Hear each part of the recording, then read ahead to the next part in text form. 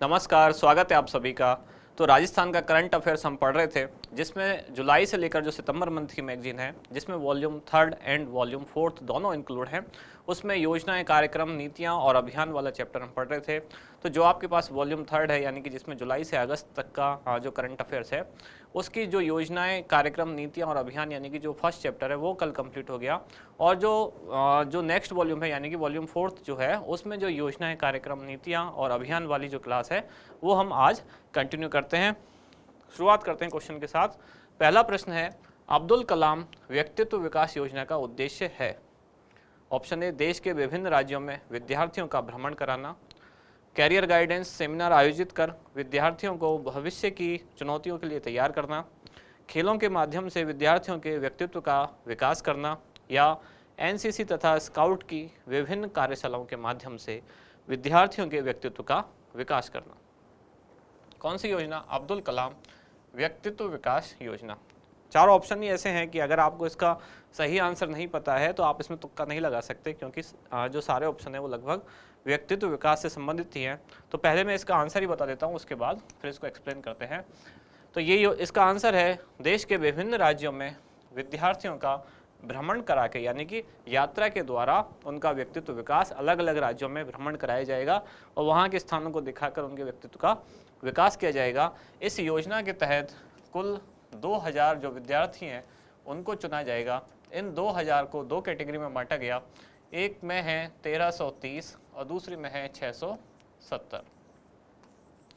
यानी कि जो 1330 स्टूडेंट हैं इनको तो एकेडमिक स्तर से, यानी कि स्कूल की पढ़ाई में उनका जैसा प्रदर्शन रहा उस हिसाब से लिया जाएगा, अकादमिक प्रदर्शन के आधार पर। और बाकी जो 670 हैं इनको सरकार कैसे लेगी? तो समय समय पर विभिन्न कुछ सांस्कृतिक प्रतियोगिताओं के माध्यम से 670, मतलब इनके लिए विभिन्न सांस्कृतिक प्रतियोगिताएं कराई जाएंगी, उसके द्वारा 670 स्टूडेंट्स को लिया जाएगा। अब जो अकेडमिक प्रदर्शन है ये कौन सी क्लास में? ये 8वीं और 10वीं क्लास के जो बच्चे होंगे, यानी कि 8th और 10th क्लास में जो टॉपर्स होंगे, उस तरह के बच्चों को इसमें शामिल किया जाएगा, जिसमें जो बच्चे हैं उनको निःशुल्क 10 दिन का, कितने दिन का ये भी खास बात है, तो 10 दिन और 2000 जो स्टूडेंट हैं प्रतिवर्ष, यानी 2000 विद्यार्थी, इनका 2000 विद्यार्थियों को अन्य राज्यों में भ्रमण। ये 3 इसके खास पॉइंट है। 10 दिन का निःशुल्क भ्रमण, 2000 विद्यार्थियों को शामिल और अन्य राज्यों में, राजस्थान के बाहर इनका भ्रमण कराया जाएगा यात्रा के द्वारा, और देश के अलग अलग स्थानों को दिखाकर इनके व्यक्तित्व का विकास किया जाएगा। योजना का नाम है अब्दुल कलाम व्यक्तित्व विकास योजना। एक स्क्रीनशॉट ले लें, फिर नेक्स्ट क्वेश्चन को चलते हैं।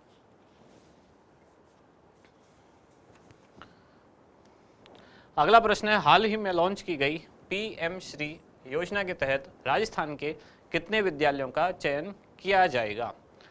1500, 716, 14500 या 27360।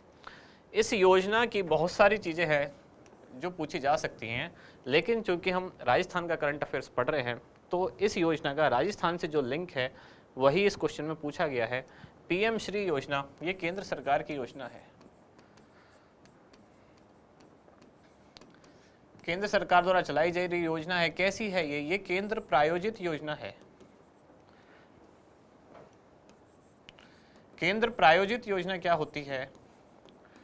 केंद्र प्रायोजित योजना उसको कहते हैं जिसमें केंद्र सरकार और राज्य सरकार दोनों के द्वारा उसका खर्चा उठाया जाता है। तो इसमें केंद्र और राज्य द्वारा उठाए जाने वाला खर्चा कितना है? 60:40, यानी कि योजना का 60% हिस्सा केंद्र सरकार उठाएगी और 40% हिस्सा राज्य सरकार उठाएगी। केंद्र प्रायोजित योजना ये होती हैं जिसमें प्लानिंग पूरी केंद्र सरकार की जाती है, केंद्र सरकार द्वारा की जाती है, और उसका कुछ खर्चा केंद्र सरकार द्वारा भी उठाया जाता है। लेकिन जो प्रशासनिक मशीनरी होती है, यानी कि कौन से अधिकारियों द्वारा संचालित होगा, या कुछ फंड का हिस्सा भी राज्य द्वारा उठाया जाता है। यानी कि केंद्र और राज्य मिलकर जिस योजना को चलाते हैं उसको कहते हैं केंद्र प्रायोजित योजना। कुछ योजनाएं होती है जो पूरी तरह से केंद्र सरकार द्वारा चलाई जाती हैं, उनको कहते हैं केंद्रीय क्षेत्र की योजना, और कुछ योजनाएं जो पूरी तरह से राज्य सरकार द्वारा चलाई जाती हैं वो राज्य सरकार की योजना। तो ये कैसी योजना है? ये एक केंद्र प्रायोजित योजना है। पीएम श्री में ये जो श्री है, एस SHRI, इसकी एक फुल फॉर्म है। SH में जो SH है ये स्कूल से लिया गया है, स्कूल फॉर, R फॉर है राइजिंग और I फॉर है इंडिया। तो इसमें से श्री बनाया गया कि स्कूल फॉर राइजिंग इंडिया, तो ये SH, ये R और ये I, और योजना का नाम दिया गया PM श्री योजना। तो इस फुल फॉर्म से आपको समझ में आ रहा होगा, स्कूल फॉर राइजिंग इंडिया, यानी कि इस योजना के तहत स्कूलों का विकास किया जाएगा। जो आधुनिक तकनीक से युक्त स्कूल हैं उनको आधुनिक सुविधाएं जो हैं वो उनको प्रोवाइड की जाएंगी, चाहे खेल संसाधन हो, चाहे डिजिटल माध्यम से पढ़ाई हो, या और बाकी चीज़ें हों, जैसे ग्रीन एनवायरनमेंट हो, या बिल्डिंग ऐसी बनाई जाए जो इको सेंसिटिव हो, यानी कि मतलब इको फ्रेंडली हो, इको सेंसिटिव नहीं सॉरी, इको फ्रेंडली बिल्डिंग हो, यानी कि पर्यावरण को जो नुकसान ना पहुंचाए। तो इस तरह के संसाधनों का उपयोग करते हुए विद्यालयों को आधुनिक तकनीक के साथ बनाया जाएगा, जिसको योजना को नाम दिया गया PM श्री। इस योजना में पूरे भारत से कुल 14,500 विद्यालय लिए जाएंगे, जिसमें राजस्थान से लिए जाएंगे 716। केंद्र सरकार की योजना है, केंद्र और राज्य द्वारा वित्त का इतना आवंटन किया जाएगा। चलें आगे। ये योजना दरअसल यहाँ ये गलत लिखा हुआ है, ये लॉन्च नहीं की गई है अभी, इसकी अभी घोषणा की गई है, या इसको कह सकते हैं कि केंद्रीय कैबिनेट द्वारा इसको मंजूरी दी गई है अभी। कब? 5 सितंबर 2022। 5 सितंबर को क्यों? इस दिन होता है शिक्षक दिवस। इस दिन केंद्रीय कैबिनेट द्वारा इसको मंजूरी दे दी गई। अब लॉन्च होना अभी बाकी है, तो इस दिन इसकी घोषणा की गई है, लॉन्च नहीं, 5 सितंबर 2022। अब बढ़ें आगे अगले प्रश्न की तरफ, एक बार स्क्रीनशॉट ले लें आप।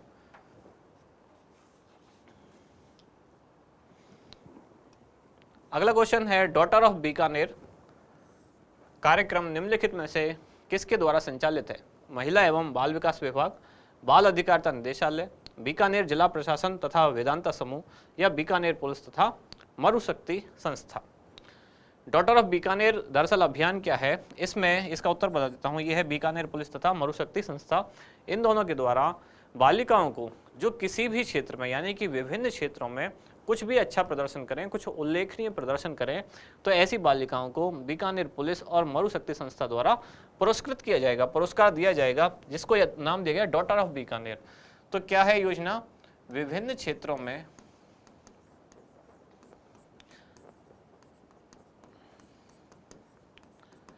उल्लेखनीय कार्य और ये विभिन्न क्षेत्रों में उल्लेखनीय कार्य करने वाली कौन होनी चाहिए? तो वो होनी चाहिए बालिकाएं। और इन बालिकाओं को दिया जाएगा क्या? इनको दिया जाएगा पुरस्कार। और ये पुरस्कार किसके द्वारा दिया जाएगा? तो इन दोनों के द्वारा, यानी कि बीकानेर पुलिस और मरुशक्ति संस्था द्वारा इनको पुरस्कार दिया जाएगा। समझ में आई बात? इसका नाम दिया गया डॉटर ऑफ बीकानेर कार्यक्रम। अगला प्रश्न है, हाल ही में राज्य सरकार के महिला अधिकारिता निदेशालय द्वारा प्रारंभ किए गए कार्यक्रम बालिका फ्रेंडली पंचायत में किस वैश्विक संस्था का सहयोग प्राप्त है? यूनेस्को, यूनिसेफ, UNFPA या UNGA। इस तरह के क्वेश्चन पूछे गए हैं। जो भी वैश्विक संस्था जब भी राजस्थान सरकार के साथ या राजस्थान की किसी संस्था के साथ सहयोग करके कुछ कार्यक्रम चलाती है, और अगर वो कार्यक्रम महिलाओं से रिलेटेड है, तब तो वो क्वेश्चन और भी ज़्यादा इंपॉर्टेंट हो जाता है। तो दरअसल इसका ओरिजिनल नाम है गर्ल फ्रेंडली पंचायत, यानी कि बालिका फ्रेंडली पंचायत, जो कौन से संस्थान द्वारा, एक तो जो राजस्थान का महिला अधिकारिता निदेशालय है और दूसरा UNFP है, यानी United nation fund of population activities, United nation fund of population activities ये, और इसके साथ राजस्थान सरकार का महिला अधिकारिता निदेशालय। ये प्रोग्राम क्या है? ये प्रोग्राम किस लिए चलाया जा रहा है और क्या है ये? तो बालिका जन्म को प्रोत्साहन,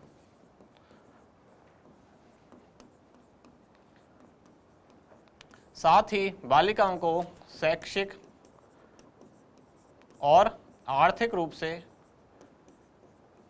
सशक्त करना, इसके लिए अभियान चलाया जा रहा है, जिसमें हर जिले की या प्रत्येक जिले की 2 ग्राम पंचायतों को, हर जिले से 2 ग्राम पंचायत, इन 2 ग्राम पंचायतों को डेवलप किया जाएगा कैसी पंचायत के रूप में, गर्ल फ्रेंडली पंचायत के रूप में, यानी कि बालिका फ्रेंडली पंचायत के रूप में हर जिले की 2 ग्राम पंचायत में। लेकिन अभी ये पायलट प्रोजेक्ट के तौर पर चल रहा है, यानी कि एक तरह से टेस्टिंग मोड में है। पायलट प्रोजेक्ट के रूप में ये कहाँ कौन से जिले में संचालित है, तो अभी ये संचालित है सवाई माधोपुर। सवाई माधोपुर में पायलट प्रोजेक्ट पर है ये, और सवाई माधोपुर की जो 7 ग्राम पंचायत हैं उनको अभी गर्ल फ्रेंडली ग्राम पंचायत के रूप में डेवलप किया जा रहा है। वैश्विक संस्था कौन सी, UNFPA, United nation fund of population activities. Clear, एक स्क्रीनशॉट पर आगे चलें। अगला प्रश्न है, इंदिरा रसोई योजना के तहत राज्य सरकार द्वारा प्रति थाली दी जाने वाली अनुदान राशि कितनी है। इस क्वेश्चन को थोड़ा ध्यान से पढ़ना है आपको। यहाँ कहा गया है राज्य सरकार द्वारा अनुदान, तो इसका उत्तर क्या है, 8, 17, 25 या 10 रुपये। अगर ये पूछा जाए इंदिरा रसोई योजना के तहत जो प्रति थाली की कीमत कितनी है जो लाभार्थी द्वारा चुकाई जाती है, तो लाभार्थी को 8 रुपये देने होते हैं, लेकिन उस 8 रुपये के पीछे राज्य सरकार द्वारा 17 रुपये की अनुदान राशि होती है। यही इसका उत्तर है। और यानी कि 8 रुपये व्यक्ति द्वारा, 17 रुपये सरकार द्वारा, कुल कीमत 25 रुपये। तीनों ऑप्शन में तीनों चीज़ें छुपी हुई हैं। ये 8 रुपये किसको देने होंगे, ये लाभार्थी को देने होंगे। 17 रुपये ये सरकारी अनुदान है, मतलब सरकार खुद भर रही है इस पर इतने रुपए। और इस तरह से 25 रुपये कुल लागत है एक थाली की। किसके लिए, एक थाली। कौन सी योजना, इंदिरा रसोई योजना। कब शुरू हुई इंदिरा रसोई योजना, तो 20 अगस्त 2020 इंदिरा रसोई योजना प्रारंभ इस दिन हुई। मैंने आपको कहा था 20 अगस्त और 19 नवंबर दोनों डेट राजस्थान के लिए बहुत इंपॉर्टेंट है। 20 अगस्त को राजीव गांधी की पुण्यतिथि, यानी कि पुण्यतिथि नहीं सॉरी उनका जन्मदिन यानी जन्म जयंती होती है, और इंदिरा गांधी का 19 नवंबर को इनकी जन्म जयंती होती है। तो ये दोनों डेट पे कई सारी प्रोग्राम या कई सारी योजनाएं शुरू हुई हैं। ये है 20 अगस्त 2020। कौन से विभाग द्वारा, तो ये स्वायत्त शासन विभाग जो राजस्थान सरकार का है उसके द्वारा योजना संचालित की जाती है, स्वायत्त शासन विभाग। इसमें 2-3 चीजें और हैं, जैसे कि जब ये योजना शुरू की गई तो पहले इस नाम से भी यानी कि एक दूसरे नाम से भी ये योजना चल रही थी। 20 अगस्त 2020 को इंदिरा रसोई योजना इसको नाम दिया गया, और तब से 8 रुपये जो लाभार्थी को देने हैं और 17 रुपये सरकारी अनुदान द्वारा दिए जाएंगे। स्वायत्त शासन विभाग द्वारा संचालित है। इसमें जैसे कि राज्य स्तरीय एक मॉनिटरिंग समिति बनाएगी या फिर जिला स्तरीय समिति बनाई जाएगी। जब घोषणा की गई थी, कब, बजट 2022-23 में घोषणा के समय कहा गया था कि कुल 1000 इंदिरा रसोइयाँ बनाई जाएंगी देश में, वहाँ पूरे राज्य में, जिसमें से जब शुरुआत की गई यानी कि 20 अगस्त 2020 को तब शुरुआत की गई थी 358 के साथ। 358 तभी खोल दी गई थी, और उसके बाद लगातार बढ़ते बढ़ते अब 19 नवंबर की तिथि रखी गई थी। 19 नवंबर तक ये 1000 पूरी कर ली जाएंगी, यानी कि अब 1000 रसोइयाँ लगभग पूरी हो चुकी हैं, जो है इंदिरा रसोई योजना। इसका एक ध्येय वाक्य और है जो इम्पोर्टेंट है, पूछा जा सकता है, और वो ध्येय वाक्य क्या है, कोई भी भूखा ना सोए, नहीं सोए, कोई भी भूखा नहीं सोए। ये इस योजना का ध्येय वाक्य है, यानी कि इस ध्येय वाक्य के साथ योजना संचालित है। इस योजना को कई बार पढ़ चुके हैं, सुजस वाली क्लास में तो बहुत बार पढ़ चुके हैं, आज भी यहाँ देख लिया इस क्वेश्चन में। अब बढ़ते हैं आगे अगले प्रश्न की तरफ। ये है स्मार्ट इंडिया हैकाथन 2022 के हार्डवेयर व सॉफ्टवेयर एडिशन का आयोजन हाल ही में जयपुर में संपन्न हुआ। यह आयोजन भारत सरकार के किस विभाग द्वारा किया जाता है। कहाँ संपन्न हुआ, ये क्वेश्चन हम क्यों पढ़ रहे हैं, राजस्थान के करंट अफेयर्स में इसलिए पढ़ रहे हैं क्योंकि इसका आयोजन जयपुर में हुआ। कब से कब हुआ था, तो जयपुर में हुआ था ये 25 से 29 अगस्त। कौन सा एडिशन जयपुर में आयोजित हुआ, हार्डवेयर व सॉफ्टवेयर का एडिशन। ये हैकाथन क्या है, ये मतलब नई जो लेटेस्ट टेक्नोलॉजी है उनसे छात्रों को जोड़ना, उनमें जो प्रतिस्पर्धा की भावना है, नवाचार को लेके, इनोवेशन को लेके, वो डेवलप करना, उसके लिए राज्य सरकार केंद्र सरकार द्वारा ये प्रोग्राम चलाया जाता है स्मार्ट इंडिया हैकाथन। और केंद्र सरकार के कौन से विभाग द्वारा ये संचालित है, तो ये है शिक्षा मंत्रालय द्वारा। क्लियर। नेक्स्ट क्वेश्चन अगला है स्मार्ट इंडिया हैकाथन, यही यानी कि उसी से संबंधित एक क्वेश्चन और है कि हार्डवेयर एडिशन हेतु निम्नलिखित में से किसे नोडल सेंटर बनाया गया। क्योंकि जयपुर में ही आयोजित हुआ हार्डवेयर और सॉफ्टवेयर एडिशन, तो जयपुर की सारी यूनिवर्सिटीज हैं। पहला है Arya institute of engineering and technology Jaipur, JK Lakshmipat university Jaipur, Manipal university Jaipur या महर्षि अरविंद यूनिवर्सिटी जयपुर। तो हार्डवेयर एडिशन के लिए है आर्य इंस्टीट्यूट, ये था हार्डवेयर एडिशन के लिए नोडल सेंटर। और ये जो दोनों हैं JK लक्ष्मीपति और मणिपाल यूनिवर्सिटी, ये किसके लिए थे, तो ये थे सॉफ्टवेयर के लिए नोडल सेंटर। सॉफ्टवेयर एडिशन के लिए JK लक्ष्मीपति यूनिवर्सिटी और मणिपाल यूनिवर्सिटी इसके नोडल सेंटर थे। हार्डवेयर के लिए Arya institute of engineering and technology. चलें आगे। मुख्यमंत्री द्वारा हाल ही में राज्य स्तरीय वन महोत्सव 2022 का शुभारंभ किया गया। यह राज्य स्तरीय वन महोत्सव का कौन सा संस्करण है, तो हाल ही में यानी कि कब, 30 अगस्त 2022 को ये शुरू किया गया था। जिसमें वन महोत्सव का उद्देश्य क्या है, किसकी स्मृति में, तो ये था जोधपुर से शुभारंभ किया गया मुख्यमंत्री द्वारा। और जोधपुर में है कैलाश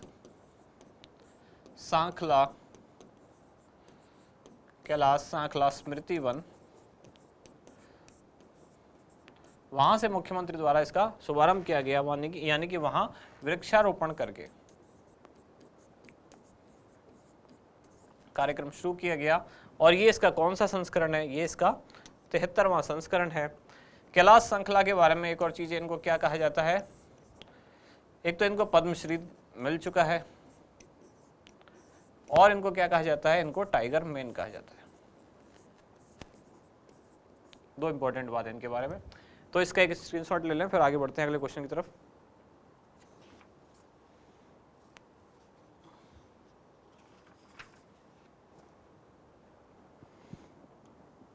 अगला प्रश्न, मुख्यमंत्री शिक्षक एवं प्रहरी आवासीय योजना के तहत दिए जा रहे फ्लैट्स का निर्माण कहाँ किया जा रहा है, तो ये योजना क्या है, मुख्यमंत्री शिक्षक एवं प्रहरी आवास योजना राज्य सरकार द्वारा चलाई जा रही एक योजना है, जिसमें स्कूली शिक्षक और साथ ही जो पुलिस कर्मचारी हैं, पुलिस के जो कार्मिक हैं, प्रहरी उन्हीं को कहा गया है, उनके लिए राज्य सरकार द्वारा रियायती दर पर फ्लैट्स दिए जाएंगे। रियायती दर पर 2 BHK इनको फ्लैट, और ये फ्लैट कहाँ दिए जाएंगे इनको, तो ये दिए जाएंगे जयपुर में। जयपुर में भी कौन सी जगह है, तो ये है प्रतापनगर। प्रतापनगर में फ्लैट का आवंटन इनको किया जाएगा, बल्कि आवंटन शुरू हो चुका है। योजना का लोकार्पण यानी कि लोगों को मिलने कब से शुरू हो गई है, तो 8 सितंबर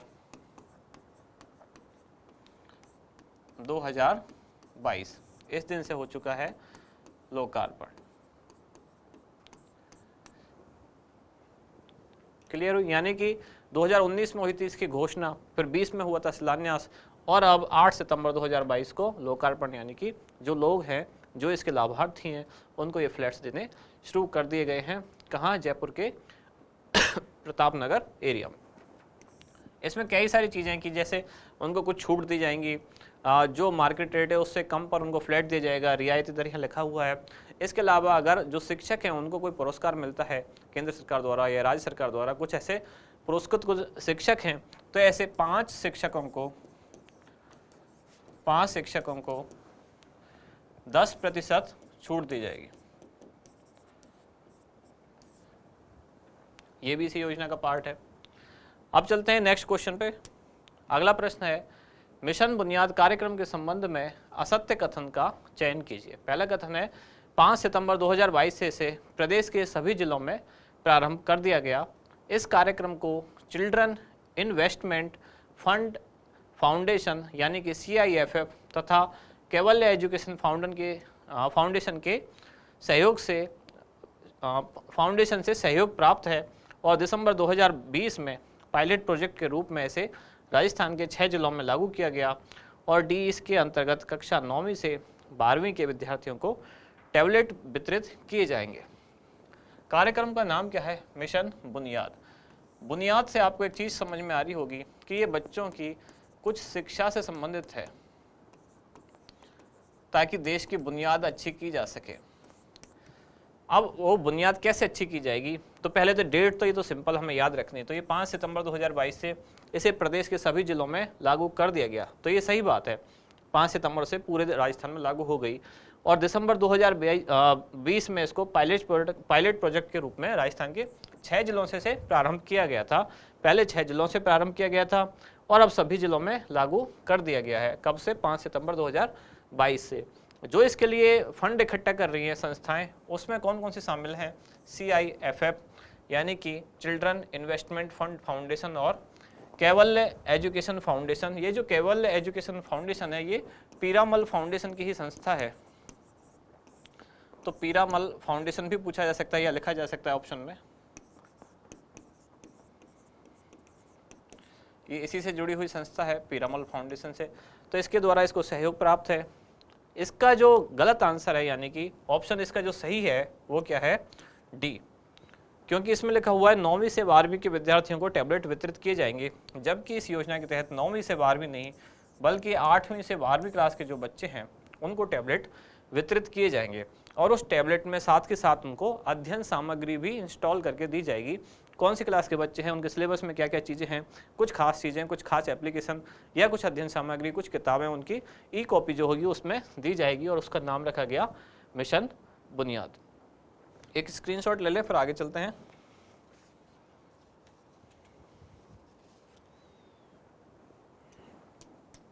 अगला क्वेश्चन, वरिष्ठ नागरिक तीर्थ यात्रा योजना 2022 के तहत वरिष्ठ नागरिकों को तीर्थ यात्रा कराने हेतु पहली ट्रेन कहां से रवाना हुई?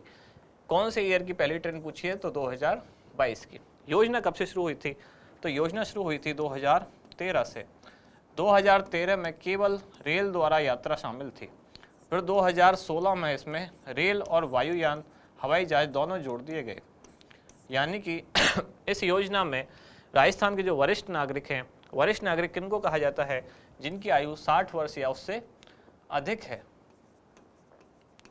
तो 60 वर्ष से अधिक आयु के जो व्यक्ति हैं उनको इस योजना में शामिल किया गया है। तो 60 वर्ष से ज़्यादा वाले व्यक्तियों को राजस्थान सरकार अपने खर्चे पर उनके जीवन में एक बार इस योजना से लाभ प्रदान करेगी, यानी कि उनको लाभान्वित करेगी।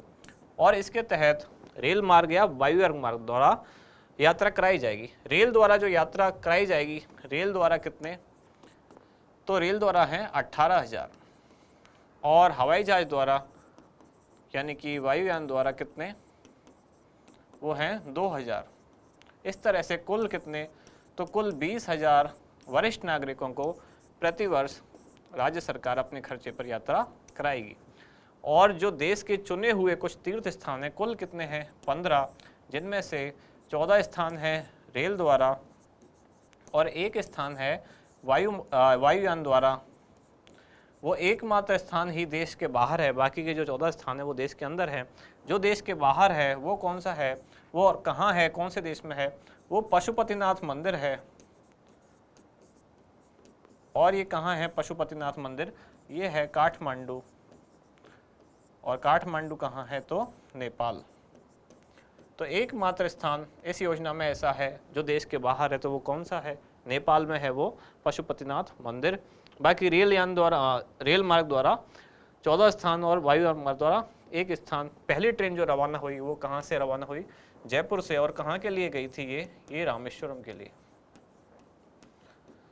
पहली ट्रेन जयपुर से रामेश्वरम के लिए कब रवाना हुई थी? तो 30 सितंबर को, 30 सितंबर 2022, क्योंकि 2022 वाली स्कीम पूछ रहे हैं इसलिए 30 सितंबर 2022 जयपुर से रामेश्वरम के लिए। फिर दूसरी रवाना हुई जोधपुर से जगन्नाथपुरी के लिए। तीसरी रवाना हुई फिर जोधपुर से रामेश्वरम के लिए। फिर चौथी रवाना हुई जोधपुर से गंगासागर के लिए। और अब शायद कल एक 5वीं भी रवाना हो चुकी है बीकानेर से रामेश्वरम के लिए। तो ऐसे लगातार जाती रहेंगी बहुत सारी। तो आपको याद रखनी है पहली जयपुर से रामेश्वरम के लिए 2022 वाली। इसके लिए न्यूनतम आयु कितनी है? 60 वर्ष। साथ ही इसमें एक और क्लॉज दिया गया है कि अगर कोई व्यक्ति यानी कि वरिष्ठ नागरिक 70 वर्ष से ज़्यादा का है तो वो अपने साथ एक सहायक भी ले जा सकता है। उसके लिए ध्यान रखें, सहायक ले जाने हेतु वरिष्ठ नागरिक की आयु यानी कि आवेदक की आयु कितनी होनी चाहिए? तब होनी चाहिए 70 वर्ष। दोनों चीज़ें आपको याद रखनी है। आवेदन करने के लिए आयु कितनी है? 60 वर्ष। लेकिन अगर साथ में सहायक ले जाना है यानी कि वरिष्ठ नागरिक की उम्र इतनी ज़्यादा है कि उनको अपने साथ एक दूसरा व्यक्ति भी चाहिए, पर चूंकि योजना के हिसाब से तो 60 साल से ज़्यादा का ही जा सकता है, लेकिन एक कंडीशन वो दी है सरकार ने, अगर वरिष्ठ नागरिक 70 वर्ष से ज़्यादा का है तो वो अपने साथ एक सहायक ले जा सकता है और उस सहायक की आयु 60 वर्ष होना जरूरी नहीं है। क्लियर?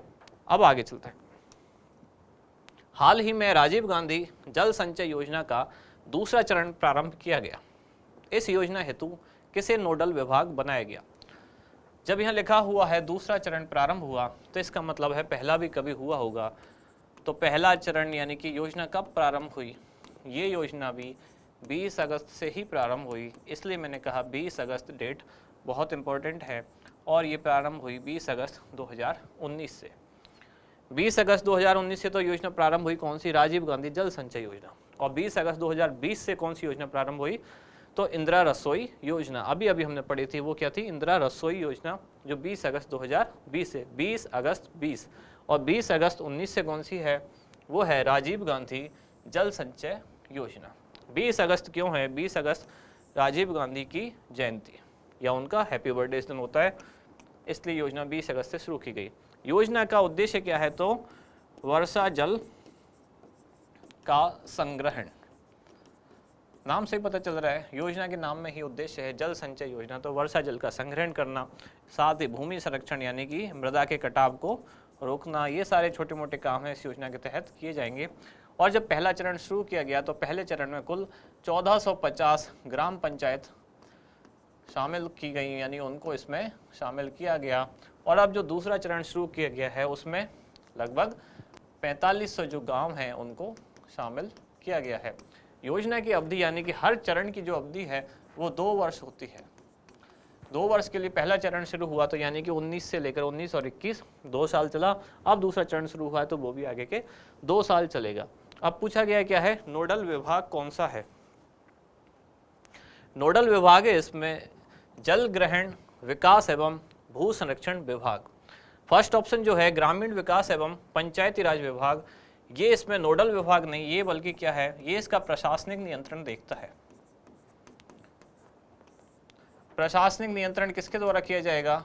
तो प्रशासनिक नियंत्रण होगा ग्रामीण विकास एवं पंचायती राज विभाग द्वारा, जबकि जो इसका आंसर है यानी कि ऑप्शन बी जल ग्रहण विकास एवं भू संरक्षण विभाग, ये इस योजना का होगा नोडल विभाग। क्लियर? बढ़ते हैं आगे अगले क्वेश्चन की तरफ। एक स्क्रीनशॉट आप ले लें चाहें तो। अगला प्रश्न है, हाल ही में राज्य सरकार द्वारा कालीबाई भील मेधावी छात्रा स्कूटी योजना के तहत छात्राओं को स्कूटी के पंजीयन शुल्क, एक बारीय कर, सरचार्ज व ग्रीन टैक्स में छूट प्रदान की गई। इस योजना के तहत वितरित कुल स्कूटियों में से राजस्थान बोर्ड के राजकीय विद्यालयों की छात्राओं को दी जाने वाली स्कूटियों का प्रतिशत संख्या कितनी है? इस क्वेश्चन की लैंग्वेज को देख के आपको परेशान नहीं होना है। एग्जाम में भी कई बार क्वेश्चन इसलिए बहुत लंबा कर दिया जाता है कि थोड़ा सा आपको परेशान किया जा सके, जबकि इस पूरे सेंटेंस में कुछ आपसे पूछा ही नहीं गया है। शुरू की 2 लाइन तो केवल आपको जानकारी दी गई है, और जानकारी क्या दी गई है कि हाल ही में राज्य सरकार द्वारा कालीबाई भील मेधावी छात्रा स्कूटी योजना के तहत छात्राओं को स्कूटी के पंजीयन शुल्क, एक बार ये कर, सरचार्ज व ग्रीन टैक्स में छूट प्रदान कर दी गई। तो ये तो उल्टा आपको एक जानकारी दी गई है कि छूट प्रदान कर दी गई। हाँ ठीक है, कर दी गई, इसमें पूछा तो कुछ गया ही नहीं है। पूछा यहाँ से जा रहा है कि इस योजना के तहत वितरित कुल स्कूटियों में से राजस्थान बोर्ड के, यहाँ से क्वेश्चन शुरू होता है, राजस्थान बोर्ड के जो राजकीय विद्यालय हैं, राजस्थान बोर्ड से संबंधित जो सरकारी स्कूल हैं, तो उनकी छात्राओं को दी जाने वाली जो स्कूटियाँ हैं वो कुल स्कूटी की संख्या का कितना प्रतिशत है। इसका मतलब ये हुआ कि इस योजना के तहत जो स्कूटी वितरित की जाती है वो जो राजस्थान बोर्ड है यानी कि board of secondary education Rajasthan, इसके जो गवर्नमेंट स्कूल हैं, मैं जी लिख देता हूँ उनके लिए, और इसके लिए जो प्राइवेट स्कूल हैं, उन दोनों स्कूल की छात्राओं को स्कूटियाँ दी जाएंगी। साथ ही इसमें एक और बोर्ड है, वो है CBSE बोर्ड। इस योजना के तहत उस स्कूल के गवर्नमेंट प्लस प्राइवेट स्कूल की जो विद्यार्थी हैं, मतलब जो छात्रा हैं, उनको भी स्कूटी दी जाएगी। तो किसको कितने प्रतिशत बांटी जाएंगी? तो राजस्थान बोर्ड के जो गवर्नमेंट स्कूल हैं, कुल स्कूटियों में से 50% उन छात्राओं को मिलेगी।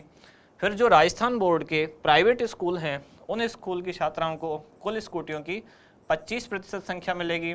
और जो सीबीएसई बोर्ड के गवर्नमेंट प्लस प्राइवेट दोनों मिला के जो छात्रा हैं, उनको बची हुई 25% संख्या मिलेगी।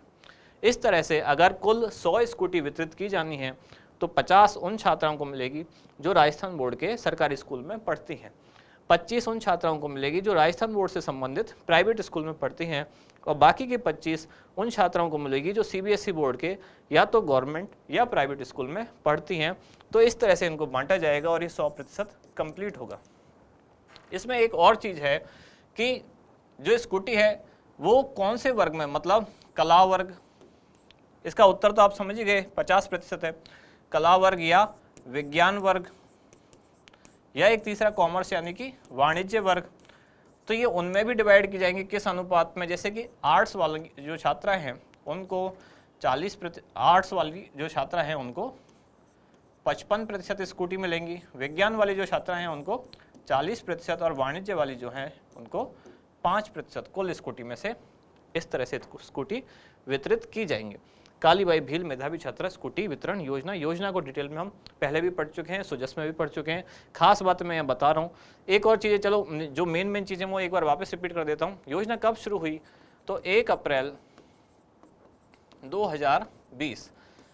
इसकी पुरानी एक डेट भी है, लोग उसमें भी कन्फ्यूज होते हैं। पुरानी डेट कहीं आपको मिलेगी 2015 में। ये बात सही है, इस तरह की एक योजना चल रही थी, लेकिन उसमें नाम ये नहीं जुड़ा हुआ था कालीबाई भील। ये नाम बाद में चेंज किया गया 2019-20 के बजट में और नाम जोड़ दिया गया कालीबाई भील मेधावी छात्रा स्कूटी योजना। पहले इस योजना का नाम था मेधावी छात्रा स्कूटी वितरण योजना। कब? 2015 में। तो अगर नाम देके पूछा जाएगा कि कालीबाई भील मेधावी छात्रा स्कूटी योजना कब शुरू हुई, तो 1 अप्रैल 2020 से शुरू हुई। इसके लिए जब शुरुआत की थी यानी कि 2015 में, तब अलग तरह के पैरामीटर थे। तब 75% जो मार्क्स हैं वो बच्चों को लाने होते थे, यानी कि बालिकाओं को लाने होते थे 12th क्लास में। लेकिन बाद में इसमें कुछ छूट भी दी गई। जैसे अब जो इसके पैरामीटर है मैं उनकी बात कर रहा हूँ। अगर राजस्थान बोर्ड से संबद्ध बालिका है तो उसको 12th क्लास में कितने मार्क्स लाने हैं? 65%। और अगर वो सीबीएसई बोर्ड से संबंधित है तो उसको लाने हैं कितने? 75%। ये इसके लिए उनकी योग्यता है। तो इतने मार्क्स तो उनको लाने ही है, लेकिन इसके बाद कॉलेज में भी एडमिशन लेना है तभी उनको स्कूटी मिल पाएगी। ये इसके बारे में खास खास बातें हुई। एक इसका नोडल विभाग कौन सा है? तो वो है आयुक्तालय। कौन सा आयुक्तालय? कॉलेज शिक्षा विभाग, राजस्थान सरकार का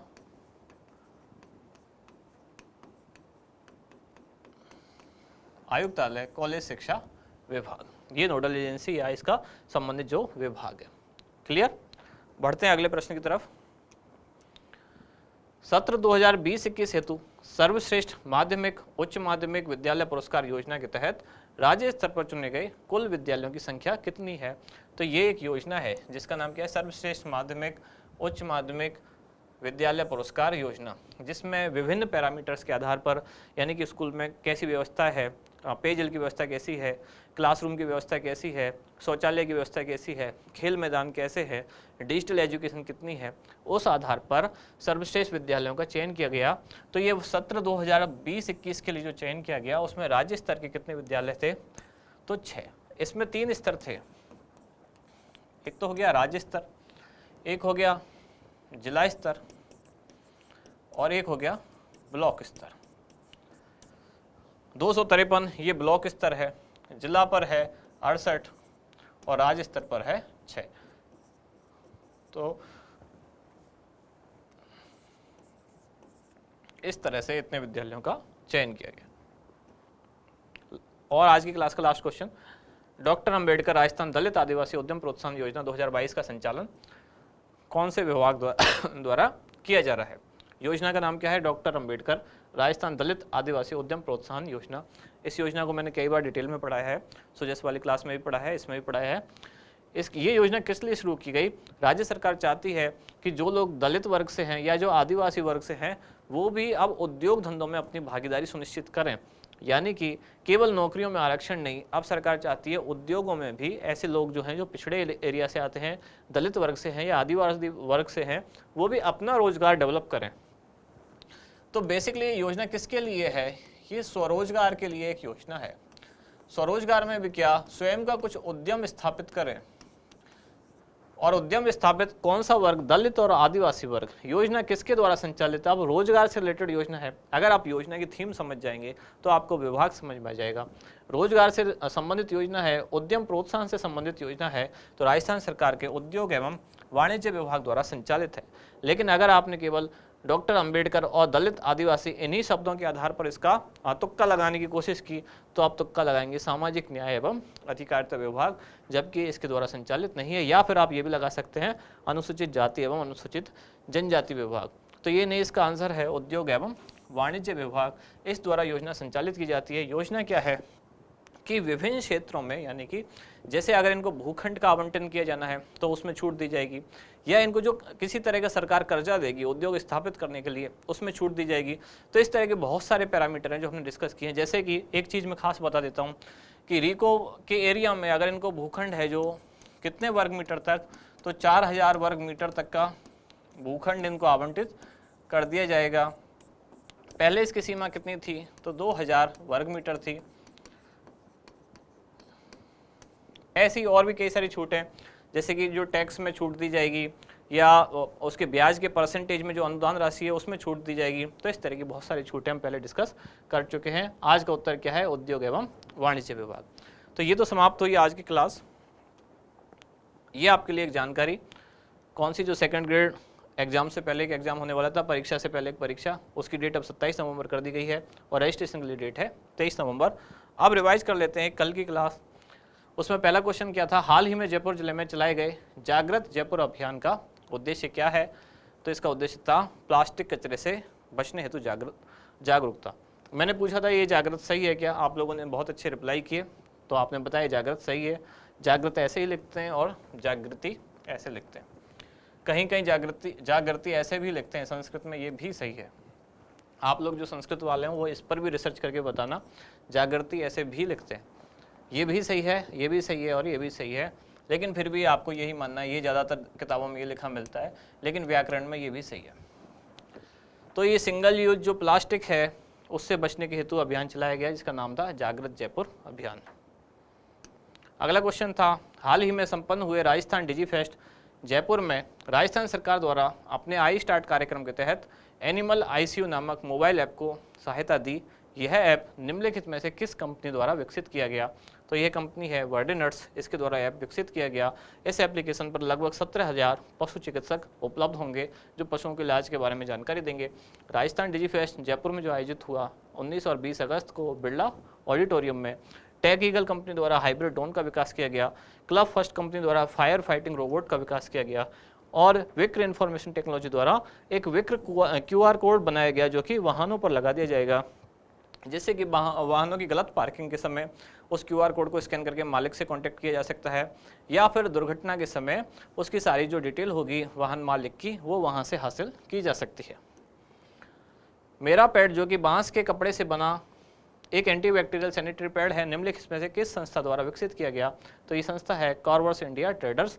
ये इंपॉर्टेंट क्यों है? क्योंकि उड़ान योजना में सरकार इसको शामिल करने पर विचार कर रही है। उड़ान योजना एक भारत सरकार की भी है जो कि घरेलू विमानन उद्योग से संबंधित है। उसकी फुल फॉर्म है उड़े देश का आम नागरिक। और राजस्थान सरकार की योजना है आयम शक्ति उड़ान योजना, यानी कि इंदिरा महिला शक्ति उड़ान योजना, जो निःशुल्क सैनिटरी पैड से संबंधित है। ये शुरू की गई थी 19 दिसंबर 2021 को। अच्छा, मैंने कल क्वेश्चन पूछा था कि स्टार्टअप और बिजनेस आइडिया में क्या अंतर है। एक दो मेरे को आंसर मिले, मैंने कहा था कि अगर आप नहीं बता पाते हैं तो मैं इसका उत्तर दूंगा। तो जो आंसर मिला वो आंसर सही है। एक ने कमेंट्स में किया था, मैं उनका नाम भूल गया हूँ, लेकिन उन्होंने सही बताया कि स्टार्टअप का मतलब होता है नाम में ही, जब कुछ हम नई शुरुआत कर रहे हैं, यानी बिजनेस का ऐसा आइडिया जो एकदम नया है, तकनीक का उपयोग करके पहली बार कुछ ऐसा करने जा रहे हैं जो अभी तक नहीं हुआ है, या मिलता जुलता कुछ अभी उससे ऐसा नहीं हुआ है, लेकिन कोई पुराना बिजनेस है, जैसे कुछ पुराना बिजनेस चला आ रहा है, कुछ भी हो, तो वो उसी बिजनेस को अगर आप आगे बढ़ाते हैं तो एक वो बिजनेस आइडिया है। स्टार्टअप तब कहेंगे जब कुछ नया शुरू करने वाले हैं। अगला प्रश्न है, राजस्थान डिजीफेस्ट जयपुर में प्रदर्शित किए गए विसरण ड्रोन के संदर्भ में कौन सा कथन सही है? तो विसरण ड्रोन क्या है? ये स्वदेश में निर्मित पहला कृषि ड्रोन है, यानी कि इसको एग्री ड्रोन कहा गया, और ये पेलोड क्षमता इसकी 1 किलोग्राम है। अगला क्वेश्चन था, अभियान प्रकाश का ध्येय वाक्य क्या है? तो आओ चलें प्रकाश की ओर, पढ़े पढ़ाएं बच्चों को आगे बढ़ाएं। और ये नागौर जिले में शिक्षा विभाग से संबंधित है, बाल विकास संस्था इससे जुड़ी हुई है, साथ ही L&T जो कंपनी है यानी कि लार्सन एंड टर्बो, वो भी इससे जुड़ी हुई है।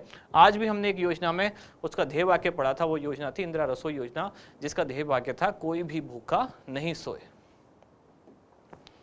निम्नलिखित में से कौन सा विकल्प सुमेलित नहीं है? तो एक तरफ है अभियान और एक तरफ उससे संबंधित जिला। तो उजास अभियान जालौर से संबंधित नहीं है, ये नागौर और अलवर से संबंधित है। पुकार अभियान मातृत्व पोषण से संबंधित है, जो बीकानेर में चलाया गया। सी अभियान यानी कि सी हैज एम्पावर्ड, ये स्वरोजगार से संबंधित है, जिसमें ग्राम पंचायत 50 ग्राम पंचायतों में इनका चयन किया जाएगा और महिलाओं को हर ग्राम पंचायत से मतलब 50 महिलाओं को चयन किया जाएगा और उनको स्वरोजगार उनके विकसित करके उनको एम्पावर्ड किया जाएगा। ऑपरेशन अस्मिता बूंदी से संबंधित है। सी अभियान झुंझुनू से, बाकी तीनों सुमेलित हैं, चौथा सुमेलित नहीं है। ऑपरेशन अस्मिता का मूल उद्देश्य क्या है? शिक्षा का प्रचार और कुरीतियों को दूर करके महिला अस्मिता को सुरक्षित करना। और ये जो उजास अभियान है, इसका उद्देश्य क्या था?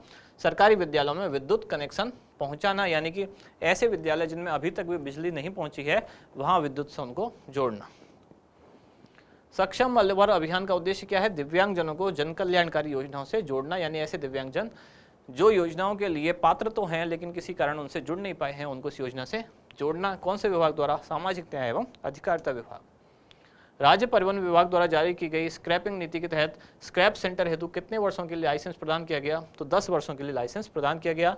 15 वर्ष और 20 वर्ष भी इसमें क्या क्या है? 15 वर्ष यानी कि वाणिज्यिक वाहनों को 15 वर्ष बाद फिटनेस टेस्ट कराना होगा, और जो पर्सनल वाहन है यानी कि पर्सनल कार वगैरह, उनको 20 साल बाद फिटनेस टेस्ट से गुजरना होगा। भविष्य की उड़ान संवाद कार्यक्रम निम्नलिखित में से किस जिला प्रशासन द्वारा प्रारंभ किया गया? तो ये था सवाई माधोपुर, जिसमें बालिका कैरियर गाइडेंस का ये प्रोग्राम है। बालिकाओं को 9वीं से आगे की जो पढ़ाई है उसके लिए कैरियर के क्या क्या ऑप्शन है, उसके लिए उनको गाइडेंस प्रोग्राम दिया जाएगा। सवाई माधोपुर से संबंधित एक और चीज़ हमने पढ़ी थी, जहाँ पायलट प्रोजेक्ट के आधार पर एक प्रोग्राम चलाया जा रहा है। आप बताएं वो कौन सा है? आज की क्लास में हमने पहले पढ़ा है।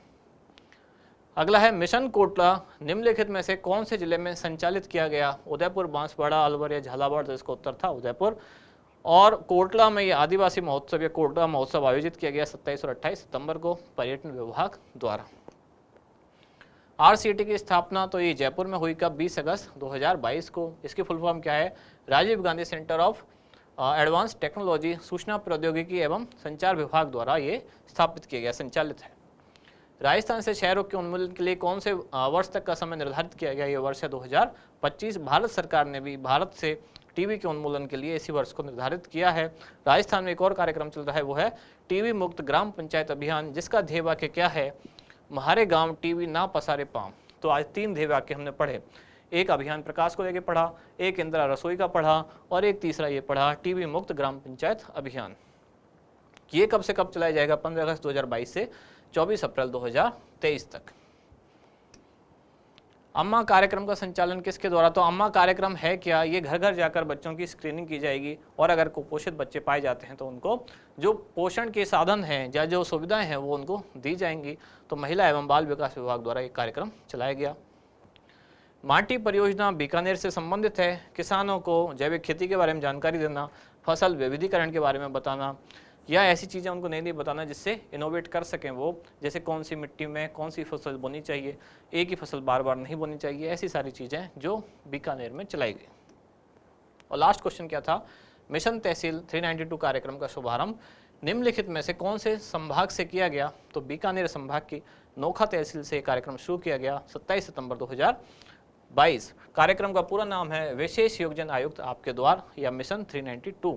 कार्यक्रम क्या है कि हर तहसील स्तर पर यह प्रोग्राम चलाया जाएगा, जिसमें विशेष योगजन जो है उनकी समस्याओं का समाधान किया जाएगा। यानी कि राजस्थान के 7 संभाग, 33 जिले और 392 तहसीलों में ये प्रोग्राम चलाया जाएगा। तो यहाँ समाप्त हुई आज की क्लास, और कल की हमने की रिवाइज। इसके साथ ही अब इस क्लास में यानी कि जुलाई से लेकर सितंबर, जिसमें आपका वॉल्यूम 3 और वॉल्यूम 4 दोनों इन्वॉल्व हैं। वॉल्यूम 3 जो है वो है आपके पास जो मैगजीन है उसमें है जुलाई से अगस्त, ऐप पर भी यही है, और वॉल्यूम 4 में भी है अगस्त का कुछ पार्ट और सितंबर। तो इन दोनों का मिला के जो पहला चैप्टर है वॉल्यूम 3 और वॉल्यूम 4, जिसमें है योजनाएं, कार्यक्रम, नीतियां, अभियान, ये सब है, तो आज समाप्त होता है दोनों का पहला चैप्टर, यानी कि थर्ड वाली मैगजीन का भी और फोर्थ वाली मैगजीन का भी जो योजनाएं, कार्यक्रम, नीतियां, अभियान, ये वाला जो चैप्टर है वो अब समाप्त हुआ। अब हम नेक्स्ट कल की क्लास से शुरू करेंगे वॉल्यूम 3 में जो सेकंड चैप्टर है, यानी कि कौन सा, रिपोर्ट, मुद्दे, चर्चित स्थान, व्यक्तित्व, वो शुरू करेंगे। और जब 3 में वो चैप्टर पूरा हो जाएगा फिर 4 वाला ही वो चैप्टर शुरू करेंगे। ठीक है, आज की क्लास रखते हैं यहीं तक, अब मिलते हैं अगली क्लास में। धन्यवाद।